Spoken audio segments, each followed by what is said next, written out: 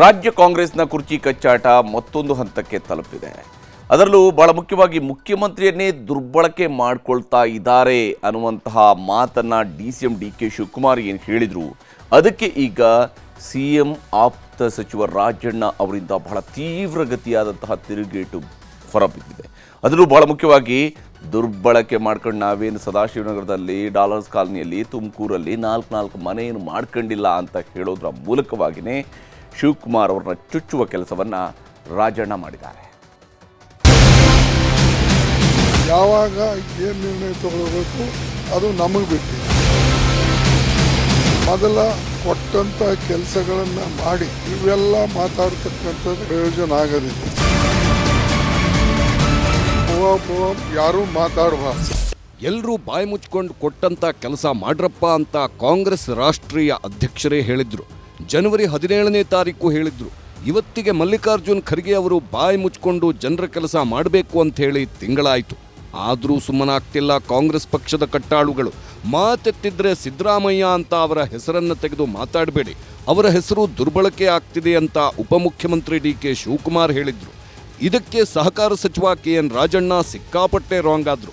ಏನು ಸಿದ್ದರಾಮಯ್ಯ ಹೆಸರು ಬಳಸ್ಕೊಂಡು ಸದಾಶಿವನಗರದಲ್ಲಿ 4 ಮನೆ ಕಟ್ಟಿದ್ದೀನ, ಡಾಲರ್ಸ್ ಕಾಲೋನಿಯಲ್ಲಿ ಮನೆ ಮಾಡಿದ್ದೀನ, ಇಲ್ಲ ತುಮಕೂರಲ್ಲಿ ಮನೆ ಮಾಡಿದ್ದೀನ ಅಂತ ಸಿಕ್ಕಾಪಟ್ಟೆ ಸಿಟ್ಟು ಹೊರಹಾಕಿದ್ರು ಸಹಕಾರ ಸಚಿವ ರಾಜಣ್ಣ. ಸಿದ್ದರಾಮಯ್ಯನವರು ನಮ್ಮ ಮುಖ್ಯಮಂತ್ರಿಗಳು, ಈಸ್ ಅವರ್ ಲೀಡರ್. ಎಲ್ಲ ಚುನಾವಣೆಗೂ ಬೇಕು, ಜಿಲ್ಲಾ ಪಂಚಾಯತಿಗೆ ಬೇಕು, ತಾಲೂಕ್ ಪಂಚಾಯತಿಗೆ ಬೇಕು, ಅಸೆಂಬ್ಲಿಗೆ ಬೇಕು, ಪಾರ್ಲಿಮೆಂಟ್ಗೆ ಬೇಕು. Is our leader. Congress party ಅವ್ರಿಗೆ 2 ಬಾರಿ ಮುಖ್ಯಮಂತ್ರಿ ಕೊಟ್ಟಿದೆ.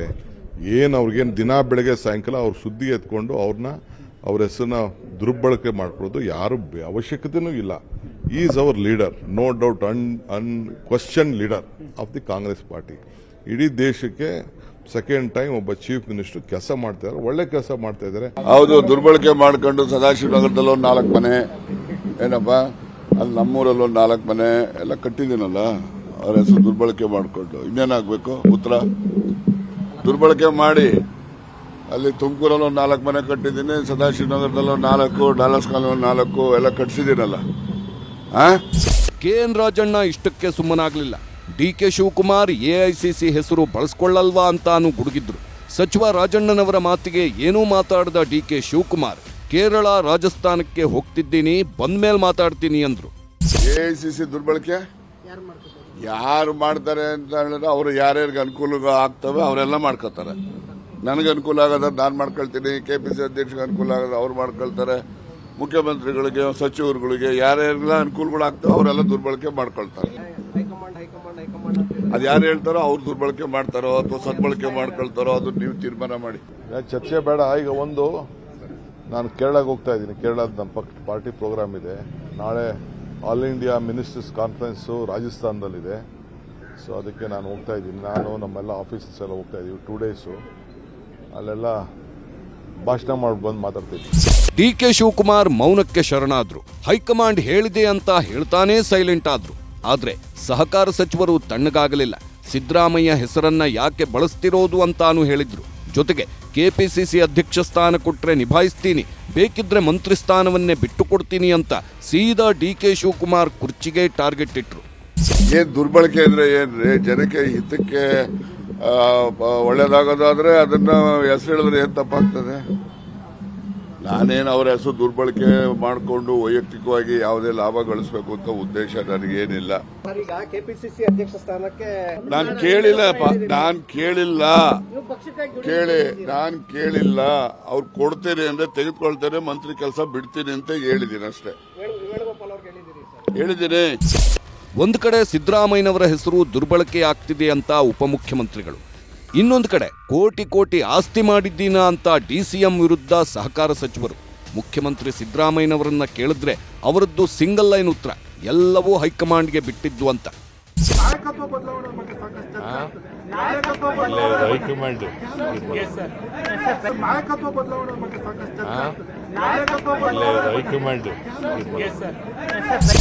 ಕೇಳಿದ್ರಲ್ಲ ಮುಖ್ಯಮಂತ್ರಿ ಸಿದ್ದರಾಮಯ್ಯನವರ ಮಾತನ್ನ, ಎಲ್ಲವೂ ಹೈಕಮಾಂಡ್ಗೆ ಬಿಟ್ಟಿದ್ದು ಅಂತಿದ್ದಾರೆ. ಪಕ್ಷದೊಳಗಿನ ವಿಷಯ ಪಕ್ಷದಲ್ಲೇ ಚರ್ಚೆ ಮಾಡ್ತೀವಿ ಅಂತ ಸಚಿವ ಸತೀಶ್ ಜಾರಕಿಹೊಳಿ. ಪಕ್ಷದೊಳಗಿನ ವಿಷಯ ಸಾರ್ವಜನಿಕವಾಗಿ ಮಾತಾಡಬೇಡಿ ಅಂತ ಆರೋಗ್ಯ ಸಚಿವ ದಿನೇಶ್ ಗುಂಡೂರಾವ್. ಮೋದಿನೇ ಬದಲಾಗ್ತಾರೆ ಹೊರತು ಸಿದ್ದರಾಮಯ್ಯ ಬದಲಾಗಲ್ಲ ಅಂದ್ರು ಕಾರ್ಮಿಕ ಸಚಿವ ಸಂತೋಷ್ ಲಾಡ್. ನಮ್ಮ ಪಾರ್ಟಿಯಲ್ಲಿ ಚರ್ಚೆ ಮಾಡಬೇಕಾದ ವಿಷಯ ಇಲ್ಲಿ ಉಡುಪಿಯಲ್ಲಿ ಮಂಗಳೂರಲ್ಲಿ ಮಾಡಲಿಕ್ಕಾಗಲ್ಲ.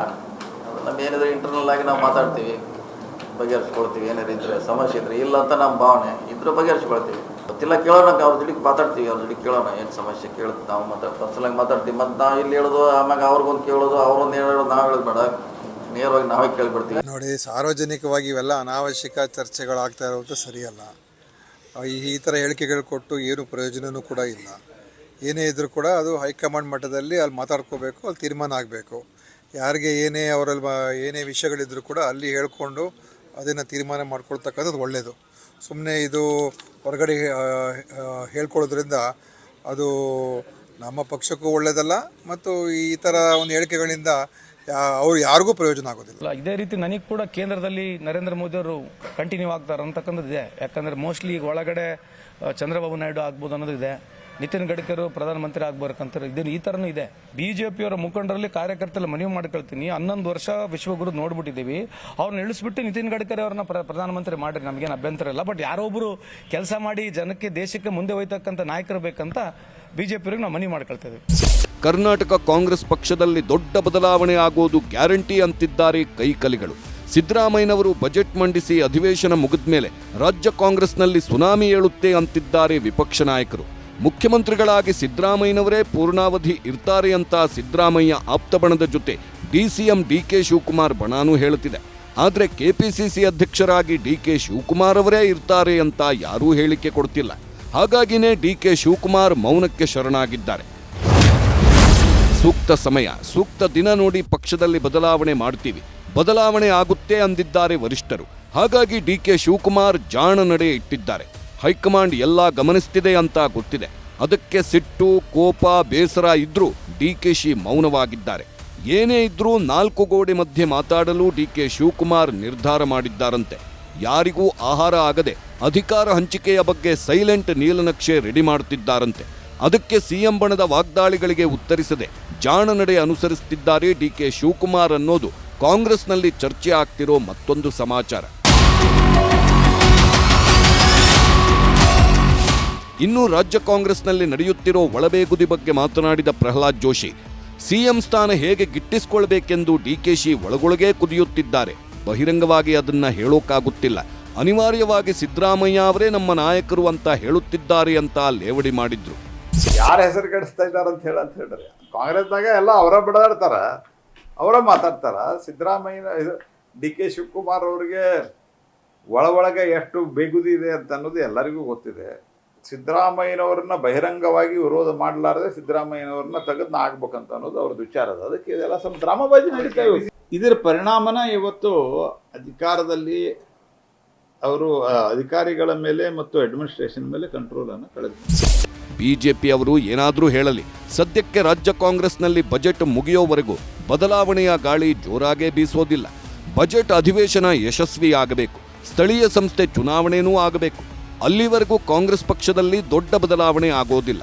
ಕೆಪಿಸಿಸಿ ಅಧ್ಯಕ್ಷರ ಬದಲಾವಣೆ, ದಲಿತ ಸಿಎಂ, ಮುಖ್ಯಮಂತ್ರಿ ಅಧಿಕಾರ ಹಂಚಿಕೆ ವಿಚಾರಗಳು ಬಿರುಗಾಳಿ ಎಬ್ಬಿಸೋದಂತೂ ಗ್ಯಾರಂಟಿ. Bureau report, news 18.